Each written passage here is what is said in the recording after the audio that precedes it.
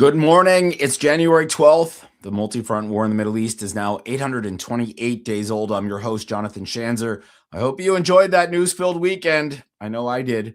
Welcome back to the FTD Morning Brief. All right, the headlines are flying and it's hard to keep up, but let's just put it this way. The internet has been out for more than 90 hours now in Iran. At least 500 Iranian protesters are dead after U.S. President Donald Trump warned the regime not to do exactly what they just did, kill protesters. Thousands have been arrested. Since December 28th, the protest movement has only grown, and with it, so have calls for the United States to intervene. Donald Trump appears tempted. Israeli media last night reported American aircraft were on their way to the region, but I've got to admit to the fog of war on that one. Meanwhile, the regime says it's going to bomb Israel if America gets involved. According to a report today in one Israeli news site, Israel was already close to war with the Iranian regime twice in recent weeks. The Israelis would probably prefer to not having to defend against another wave of ballistic missiles. But if the cost is the end of this rotten regime in Iran, they might just adjust their calculus. All eyes on Iran, all eyes on Trump, and we're not even 2 weeks into 2026. Wow. The Islamic Republic of Iran is in big trouble, folks, and I got to admit, I'm tickled pink. But let's not get cocky here. The region is still the region. Hamas refuses to see defeat. The group controls 47% of Gaza, and the war continues even after Trump's peace plan was adopted at the UN. Hezbollah also won't admit defeat. The weak sauce government in Lebanon keeps saying it has Hezbollah under control. But then why did Israel just have to bomb a bunch of military targets in Lebanon this weekend? The Houthis in Yemen have been quiet since the Gaza ceasefire last fall, but don't mistake that silence for moderation. The group keeps accumulating missiles and other weapons. We have not seen the last of those angry goat herders. And don't forget the militias in Iraq, lots of fighters, lots of weapons. They kept their powder dry for reasons nobody understands. In short, if you think the ouster of Ali Khamenei means the implosion of his proxies, I have two words for you: fat chance. And don't forget Turkey. The Erdogan regime wants nothing less than regional domination. Heck, you can see their bloody hands along with Qatar's money in Syria, Lebanon, and Gaza, and they won't stop there. So yeah, I hate to be the skunk at the picnic. Okay, fine. Maybe I don't hate it. But once again, I remind you, the Mideast ain't the Midwest. If the regime in Iran falls, it'll be the celebration of the century, but don't ignore the threats. More battles are almost certainly coming. All right. The big news is Iran, and we have a terrific guest coming on shortly to discuss this in great detail. So let's just do a quick roundup of everything else. After bombing a shipment of weapons in southern Yemen's port city of Mukalla, the Saudis appear to be committed to working with the patchwork of southern Yemeni factions. These are the groups opposed to the Houthis, at least nominally, and the Houthis control the north of the country. Nothing can be expected to happen without the Saudis. They're the most important player for Yemen. So this is a good thing, but it's still unclear to me whether the Saudis and the Emiratis are on the same page. It certainly does not look like they are. And speaking of Saudi, there are reports that Riyadh is looking to link up with Turkey and Pakistan in what would be a Sunni defense alliance. Both Turkey and Pakistan are American allies, of course, but they're also terrible allies. And I don't like the idea of the Saudis gravitating in that direction. More on that as soon as we figure out what the hell is going on. Somalia is still fuming over Israel's recognition of Somaliland, that breakaway republic. Over the weekend, the government in Mogadishu said the Israelis were trying to deport Palestinians from Gaza to their rivals in Somaliland. Fascinating to see how touchy the regional countries seem to get over Israel's one-off, isolated diplomatic maneuver. President Donald Trump called off a second wave of strikes against Venezuela after the caretaker government began releasing political prisoners. 41 is the number I last saw prisoners released. And Trump is engaging with opposition figures, including Nobel laureate Maria Machado, as plans are made for whatever comes next in Caracas. Pretty much a fast-moving story there. The government of South Africa is on thin ice after hosting Iranian, Russian, and Chinese warships this weekend. The naval exercises certainly look like a finger in the eye to Uncle Sam. Donald Trump has his hands full with Venezuela, Iran, and I guess Minneapolis too, if you're counting that. But I can promise you, South Africa will have its turn in the spotlight. And finally, unconfirmed reports this morning that Palestinian President Mahmoud Abbas may have been rushed to the hospital. we're working right now to confirm or deny, but this is a potentially huge development in an already chaotic Middle East. Once again, folks, 2026 moving at a clip that I just can't keep up with. All right, folks, it's time to bring on FDD's Behnam Ben Taleblu. Few have followed the protests more closely, and few have followed the regime's response the way that he has. So let's do this. Let's bring the notorious BBT onto the show. Welcome to the program, Behnam Ben Taleblu. Greetings, John. Good to be back with you. Greetings. I know you're busy, so thank you for joining us. So let's start with this. Where are we now? Let's do this by the numbers, the deaths, the arrests, the injuries, the number of people out on the streets. What can we say just from a facts and figures standpoint about what we're watching right now in Iran? Sure. So this is perhaps the most important battle in the past 46 years of the Islamic Republic for power from the street against the state. I got to tell you, I've been watching this for a while now.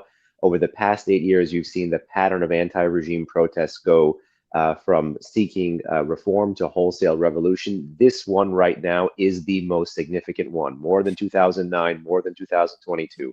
Now the numbers into it. We are into the third week of this most significant uprising from the street against the state.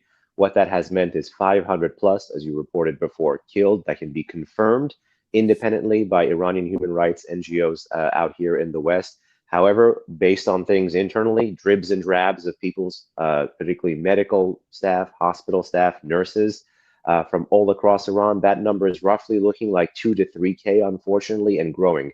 And the vast majority of that number killed, the 2 to 3K, the 2 to 3,000, are believed to have been killed under the 4+ day internet outage. So this is looking like a much more faster, much more bloodier repeat of the crackdown of 2019. When you had a near week-long internet outage and 1,500 were killed. Yeah, and we're hearing right now that the, or at least according to the trackers over there, something like 90 hours straight of no internet and phone. That even some of the internal communications within Iran, not just the outside lines, but the inside lines are also knocked out. But all right, so you mentioned 2009, you mentioned 2022. So let's talk about those previous waves of protests and what makes this one different. Why we're feeling maybe a little bit more sanguine about what's happening, or are you feeling sanguine about what's happening? Well, it's always a shot of optimism when the Iranian people show the world how brave they are, but then it's always a shot of reality, and I don't even want to say pessimism, when you see how armed and lethal the regime is and how much hemming and hawing we see from friends here in the West who purport to stand with every other cause in the world, particularly on campuses, but never really meaningfully put their money where their mouth is when it comes to standing with the most pro-American and the most pro-Israeli population in the heart of the Muslim world. But beyond that really tough situation, I will tell you this.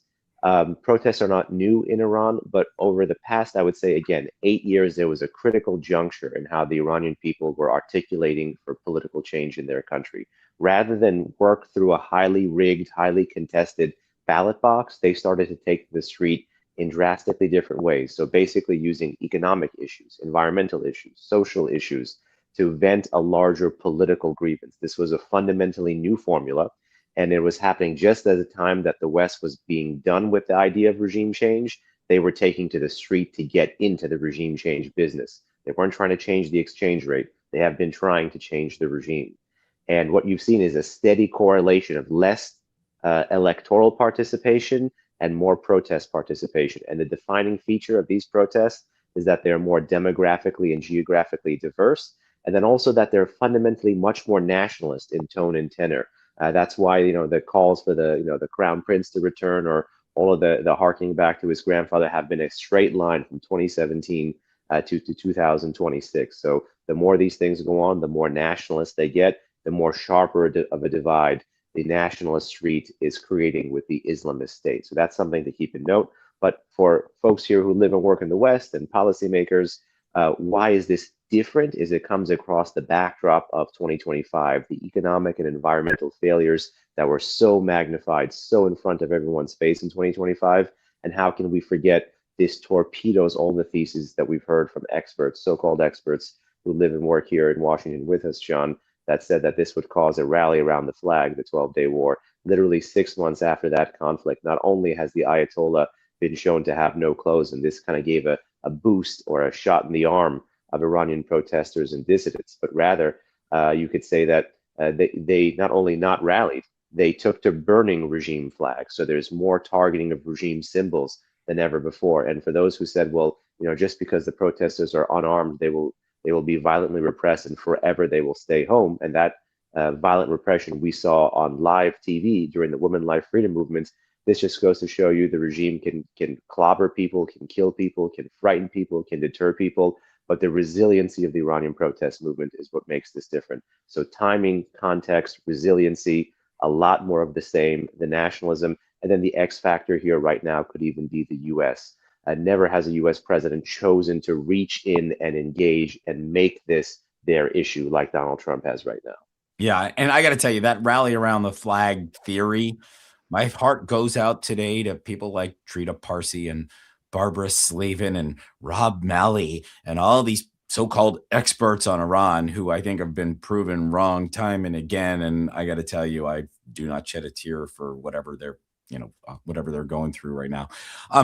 Talk to us a little bit about the communication challenges, right? We've got no internet, no phones. We got intermittent Starlink connections. This is, of course, Elon Musk's tech. And I understand that he's talking to Donald Trump about trying to make sure that it can't be circumvented. But I'm also hearing that the regime is jamming it in some way. So, I mean, just give us a sense of how difficult it is to get these images that are showing up occasionally on our screen. It's far bigger than what we are seeing right now, right? I mean, there's a war going on the streets of Iran, and we're only getting little drips and drabs, right? Absolutely. And sometimes a picture is worth 1,000 words, but sometimes 1,000 words is worth a million pictures. One of the most horrifying non-images I can't get out of my head is looking at text, Telegram, and social media, just print messages from Iranians saying that they would wake up during this 4 day thus far and growing internet outage, internet blackout, and see you could basically say regime entities power washing blood off of the streets, given the crackdown from the night before. And so just average Iranians talking about seeing blood being power washed off of the street and seeing that in print so many times. I'm glad that I don't see images of that, but in so many ways, I wish the world would see images of that, because perhaps the world would then wake up and see that it's not just for the Washington Post democracy that dies in the darkness, it's Iranians that have been dying in the darkness. And unfortunately, we've seen this movie before. We had an event at FDD after 2019. We've been working on this stuff on the Hill for quite a while about how to get secure communications, satellite communications, direct to cell technology.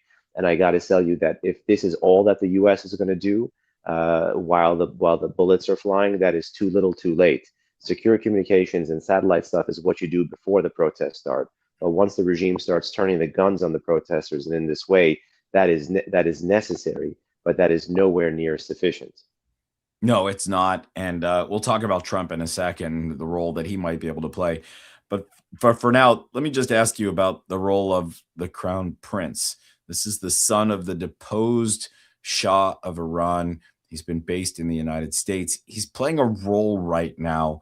Is he a difference maker? I mean, I got to tell you, I'm torn about this. The idea of advocating for a monarchy.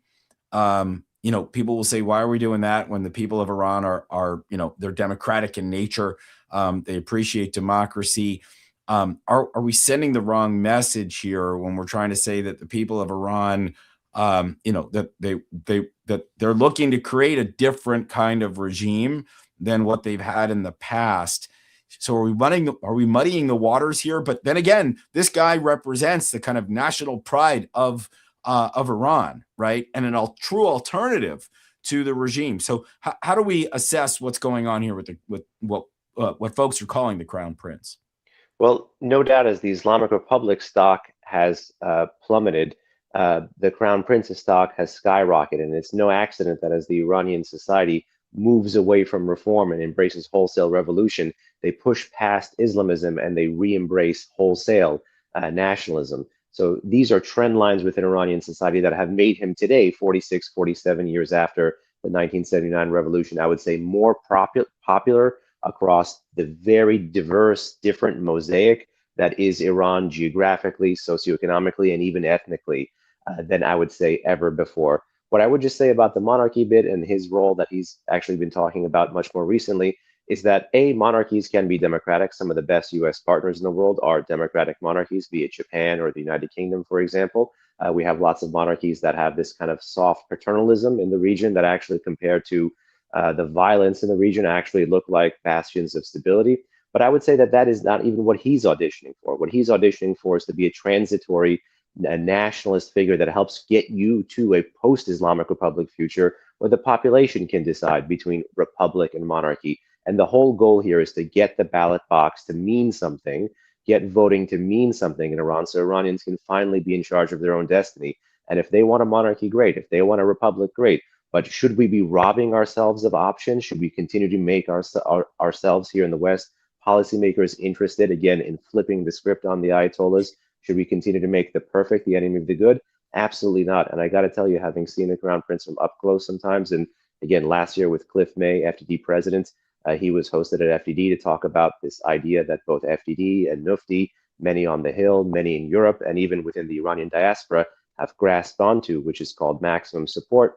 I think it was a pretty popular event, and I think if Washington can actually find a moderate liberal figure with nationalist inclinations that can help get us to a post-Islamic Republic future, I would say all the better. Now, I'd also just foot stomp his critical role in these protests because while many have doubted the scale and the scope of his support in Iran, one major reason why the internet was actually cut so soon and at the timing that it was cut is that the first day the Crown Prince, I think it was last Thursday, called for a mass outpouring, you got the mass of the mass of the mass outpouring. You began this interview by talking about numbers. We are past the point of counting the turnout because the sheer volume created by the Crown Prince's first call last Thursday to come out spooked the Islamic Republic such that the reason now they have the internet blackout is one, to prevent Iranians from communicating with each other, two, to prevent the external opposition, and in particular the Crown Prince's folks, in being able to direct things because there isn't an individual leader or organizer on the ground. So to cut the ties between the external opposition and the diaspora and internal protesters. And three, to avoid running afoul of Donald Trump's red line and getting those images of those blood-soaked streets out there into the Western press. So that is against this context why the regime has again turned to an internet blackout. All right, more on Trump in a minute. I want to talk about the role of the international community. I mean, we've already talked about how the media is not covering this. We already have talked about how the campus protesters don't seem to be protesting. There doesn't seem to be enough, if you ask me anyway, enough pressure on the regime. But are we seeing more international isolation for the regime right now? I mean, we've seen the isolated reports of aircraft that are not flying to Iran right now for fear of, the instability there. That doesn't seem to me to be enough. What are you seeing right now? Certainly, you're right. It doesn't seem to be enough. There are murmurings within the diaspora of some of those, international airlines slowly being brought back, where the regime may look to, replicate what it did in January 2020, where if there's a conflict, it might even target a civilian airliner, say it's an accident, use that to de-escalate and get attention off of itself.